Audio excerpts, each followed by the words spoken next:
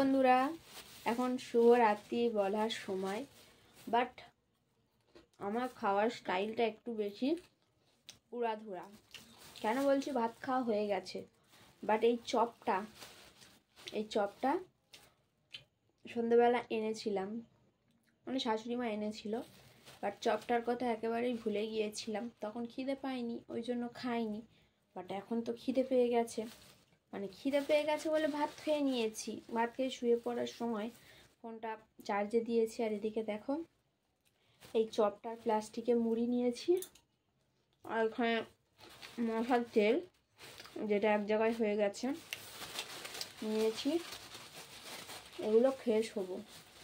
এগুলো আবার যদি রাতে না খেয়ে শুই না, মনের মধ্যে একটা কেমন হবে। আমার চপটা খাওয়া হলো না।